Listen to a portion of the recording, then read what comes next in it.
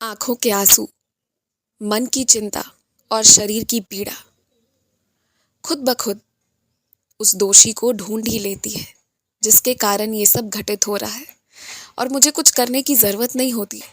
गलत को गलत का परिणाम मिल ही जाता है।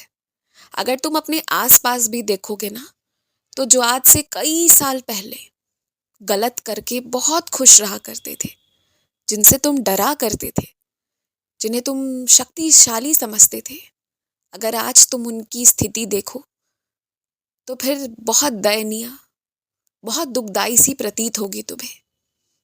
और मुझे पता है कि तुम बहुत अच्छे इंसान हो, इसलिए तुम उस तरह के कर्म करने वाले लोगों का भी अच्छा ही चाहोगे। और यदि तुमने अपनी आंखों से देखा तो वो पीड़ा तुमसे सहन नहीं होगी और तुम मेरी ऊदी ही उन्हें पहुंचा जाओगे। ये तो मुझे अच्छे से मालूम है। लेकिन मैं तुम्हें क्या बताना चाह रहा हूँ कि जो गलत कर रहा है ना, उसका परिणाम उसे खुद ब खुद मिल जाएगा। उसके लिए किसी को कोई प्रयत्न करने की ज़रूरत नहीं है। तो तुम भी ना किसी के नुकसान, किसी की बुराई की कामना करो ही मत। वो करने की ज़रूरत ही नहीं है। वो तो खुद ब खुद होगा अगर किसी ने किसी का बुरा किया है तो।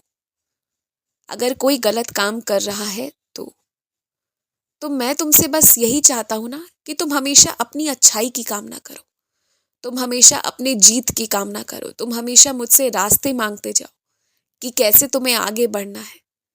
मैं चाहता हूँ कि तुम प्रार्थना उन लोगों के लिए भी करो ना जो तुमसे प्यार करते हैं, और उन लोगों के लिए भी करो जो तुम्हें अपने आसपास आज पीड़ा में नजर आ रहे हैं।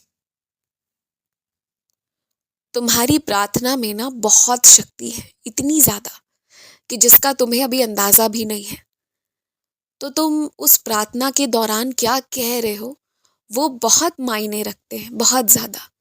ये बात सच है कि मैं तुम्हारे मन पढ़ सकता हूँ। तुम्हें क्या जरूरत है तुमसे बेहतर मैं समझ सकता हूँ। और तुम शब्द दो या ना दो, तुम्हारी जरूरतें मैं पूरी कर सकता हूँ। लेकिन बावजूद इसके तुम जो प्रार्थना कर रहे हो ना मेरे समक्ष, उसकी बात कुछ और होती है। उसकी ताकत बहुत ज्यादा होती है। तुम्हारी प्रार्थना बहुत चीजों को खोल सकती है, बहुत चीजों को जोड़ सकती है, बहुत चीजों को बंद कर सकती है, बहुत कुछ कर सकती है।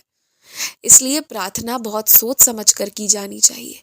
और उस दौरान कभी किसी के लिए बुरा नहीं कहा जाना चाहिए, क्योंकि अगर गलती से तुम्हारी प्रार्थना से किसी का बुरा हो भी जाए ना, तो वो भी तुम्हें बर्दाश्त नहीं होगा। मुझे पता है तुम्हें वो भी बात बुरी ही लगेगी, क्योंकि एक बहुत अच्छे इंसान हो तुम, और अच्छे इंसान को सताकर कोई खुश नहीं रह सकता। तुम ये बात जान लो। इसलिए तुम्हारे मन में जो थोड़ी सी उत्पन्न हो चुकी है एक भावना बदला की, घृणा की, नाराजगी की, इन भावनाओं को भी ना तुम मेरे चरणों पर समर्पित कर दो।